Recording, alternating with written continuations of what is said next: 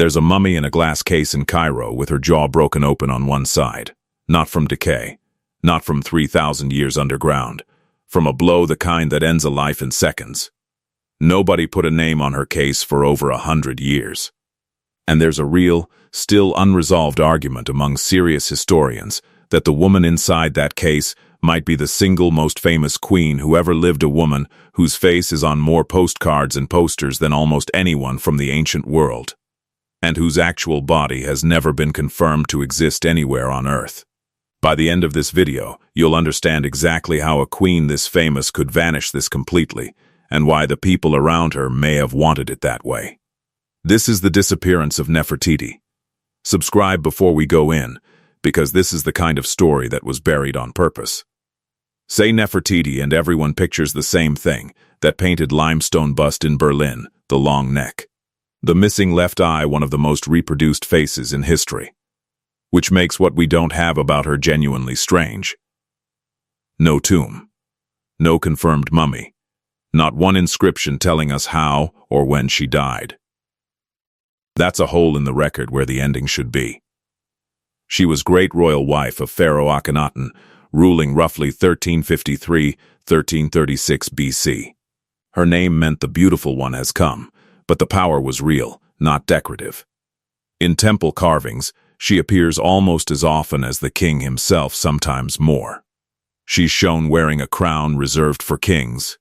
She's shown in the smiting pose, raised weapon, enemy gripped by the hair, the most sacred image of pharaonic power, previously reserved for kings alone. In 3,000 years of Egyptian history, you can count the women who held real ruling power on one hand. Hatshepsut, Sobekneferu, and Nefertiti belongs in that company. Then, around year 12 of Akhenaten's reign, she's just gone. Not a slow fade, her name simply stops being carved. No funeral text, no burial record, no tomb. The old explanation was simple. She died. Nothing sinister. But a woman of her rank should have gotten one of the most elaborate burials in Egyptian history. We have almost none of it. That absence is itself a kind of evidence. To understand the silence, you need the politics. Akhenaten tried to dismantle Egypt's entire religious system, declaring only one god, the Aten, mattered. He shut down the old temples and cut off the immensely wealthy priesthood of Amun, which had functioned almost like a shadow government. Then he moved the entire royal court into the desert and built a new capital, Amarna, from nothing. Nefertiti wasn't a bystander to this by the archaeological record. She was an active driver of it. And that kind of change makes enemies. The priests of Amun lost their income and influence, but not their networks or their memory of who did this to them. They waited. Keep that in mind. The people with the most to gain from Nefertiti's downfall weren't foreign enemies. They were powerful men inside Egypt's own court. Here's where it gets genuinely interesting. Because there are three separate pieces of the record from this exact window of time, each explainable alone, but strange together. The first is the plague. Diplomatic letters from this period reference a sickness sweeping the region, the so-called Hittite plague. Around the time Nefertiti disappears, an unusual number of royal family members vanish from the record too. Simple explanation: she caught it and died. Plausible, but it doesn't explain the missing tomb. Disease explains a death. It doesn't explain an erasure. The second is a name that shouldn't exist. Right as Nefertiti's name disappears, a new co-ruler appears beside Akhenaten, Neferneferuaten, and the grammar shows this ruler was a woman. For years, scholars treated her as a separate person. But the timing lines up exactly, and Neferneferuaten was a name Nefertiti had already used herself earlier in her reign. The theory: she didn't die, she was elevated, becoming a king in her own right. One more clue. On Akhenaten's sarcophagus, the four protective goddess figures at the corners were replaced with images of Nefertiti, a position reserved for divinity. Not how you treat a discarded queen. The third is the woman with no name.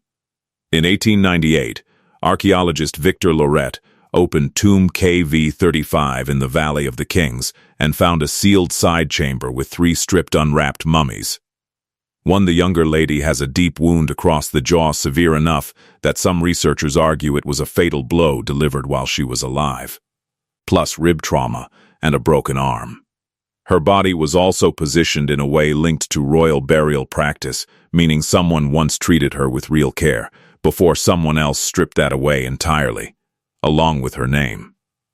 So, is she Nefertiti? In 2003, Egyptologist Joanne Fletcher argued the younger lady was Nefertiti, pointing to the shaved head, a royal wig fragment, and royal-style ear piercings.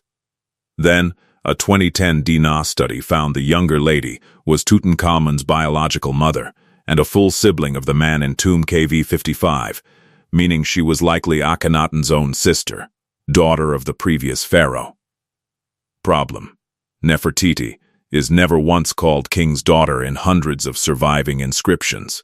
That title's total absence is a real strike against the identification. But it's not fully settled the Amarna royal family intermarried for generations, and several researchers argue the family tree DNA alone can't cleanly separate. So, probably not Nefertiti, but genuinely still debated. What's certain either way, a high-status royal woman was beaten, likely killed, and had her identity deliberately erased. The violence isn't in question, only the name is. Here's the part that doesn't depend on identifying any single mummy. What Egypt did to Nefertiti's memory. When Akhenaten died, the backlash was total. The priesthood of Amun returned to power, Amarna was abandoned to the sand, and the old gods were restored. Akhenaten's name was chiseled off monuments everywhere. Later records call him only the enemy. An entire era was deliberately deleted, and Nefertiti, as the public face of that revolution, was erased with it. Consider who benefited. A court official named possibly Nefertiti's own father, served under Akhenaten, survived the collapse, and eventually took the crown himself after Tutankhamun's early death. The people best positioned to erase her weren't outsiders. They were insiders who lived through her revolution and spent the rest of their lives undoing it. Which brings us to the hunt for her tomb.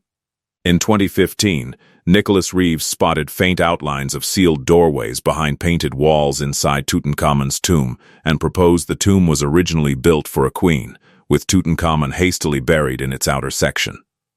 He suggested Nefertiti could be sealed behind the north wall. The first radar scan came back 90% confident there was a hidden void. Global headlines followed.